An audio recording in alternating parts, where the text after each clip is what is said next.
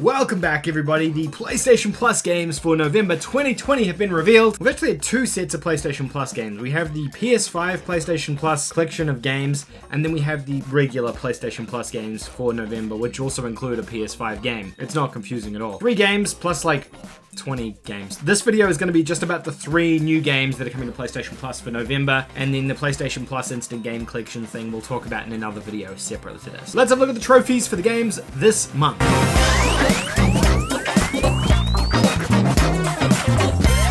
Welcome back to the channel, guys. Now if you're a new viewer of the channel, please consider hitting that subscribe button somewhere down here so you can stay up to date on all the latest content. I make videos like this every single day on the channel looking at the latest PlayStation and trophy hunting news, and I'm realizing this cap is definitely reflecting a bad shadow on my face, so we're gonna put that away now. Today we're taking a look at the PlayStation Plus games for November 2020. These will be releasing on the PlayStation Store next week. These will be dropping on the PlayStation Store from November the 3rd onwards, except for Bugsnax, which is the PS5 game that comes out on November the 12th. So they're not available just yet. Now the 3 games this month are actually all pretty awesome games. The first is Hollow Knight, really awesome Metroidvania style game. We'll talk about that again shortly. The second is Middle-earth Shadow of War, really awesome hack and slash style game. And then the final game is a PlayStation 5 game called Bugsnax, which is the one from the PS5 reveal event. That's only available to PS5 owners, not the PS4 version of that game, because it is coming out on both platforms, but the PS Plus is just for PS5. They specifically made a point about this on the PlayStation blog.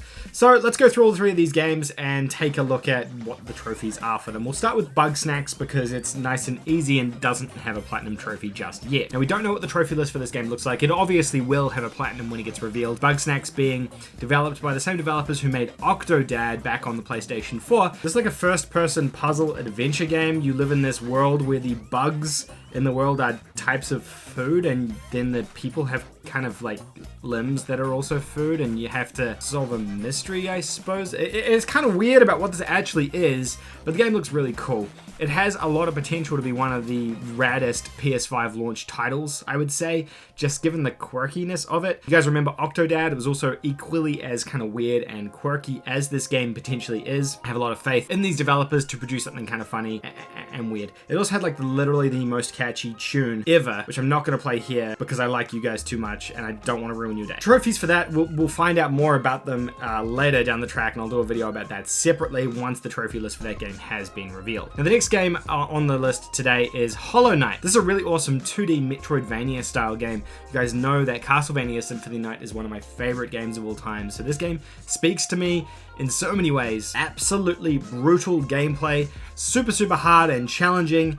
You've got that backtracking style that a lot of Metroidvania games have, and that's really all there is to kind of talk about around this game. It's well worth checking out. It got amazing reviews when it came out, been highly praised. Now the challenge is the trophies are super hard, and this game falls into the category of one of the hardest platinum trophies you can earn on the PS4, I would say. I personally haven't platinumed this game, but it's about a 9 out of 10 difficulty. Some guides have even said it's a 10 out of 10, but I don't like to give any games a 10 out of 10 difficulty on this channel unless they are truly impossible. So I'm saying a 9 out of 10 difficulty, and it's going to take you around about 100 or so hours to get the platinum trophy in this game. There's a single trophy that is just so brutal, finishing the entire game without getting hit by a boss on the hardest difficulty. Not only that, but there's also a permadeath mode in the game as well, so if you get hit or die during your Pantheon playthrough, then you're gonna have to start the entire game again. It's a whole, what do I do about the platinum for this game? Well, it's a don't bother out of 10 platinum, if I'm being honest. It's a brutally hard platinum. If you're into those, then this is fantastic and this is for you. I'm gonna have a trophy guide up on the channel for this in the next couple of hours as well, so you can check that out too. But it is a brutally hard platinum, and I would probably advise just playing the game because it's a great game. On Metacritic, it scored super high, and I think that should speak for itself rather than looking at the trophies. That's my recommendation, at least. Final game is Middle-earth Shadow of War. This is a much more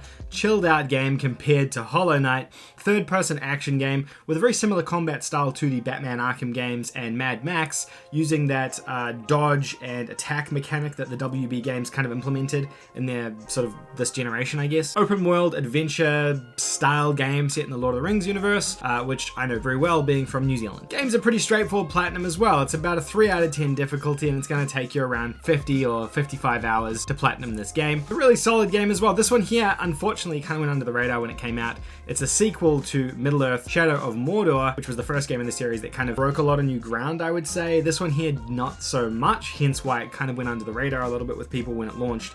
The really cool thing that this game implements is this thing called the Nemesis system. This basically creates an NPC nemesis or enemy that you're playing against. The way it works is they have this army, and the orcs can progress in the army if they defeat you or if they die. If they die, they obviously die, but if they defeat you, they get stronger and they rank up in the army. So the next time you encounter them, you'll be fighting a stronger version of that guy, and they'll remember you and your playstyle and things like that. The funny thing is, it actually takes your gameplay from the first game as well, and the nemesis in that game survived carries across to this game. It's a really neat mechanic that literally no other games have implemented since this, and it was the core, I guess, selling feature of this game when it launched on PlayStation 4. There are 3 online trophies for this game, but they're non-traditional online trophies, so don't let those put you off either. You don't have to play any multiplayer, you just have to have an internet connection to ping those trophies.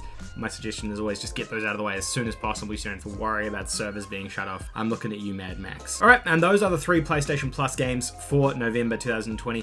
Pretty decent lineup, especially when you add those like 15 or 20 other games that are coming to the PlayStation 5 for PlayStation Plus as well. We'll talk about that in a separate video. Hopefully I can record that today as well. Let me know if you guys are going to be checking out any of these games, and as always, we'll have trophy guides for each of the titles up on the channel, either over the next few hours or later on tonight. Thank you guys so much for watching. I really appreciate it, and I'll see you guys in the next video. Bye for now.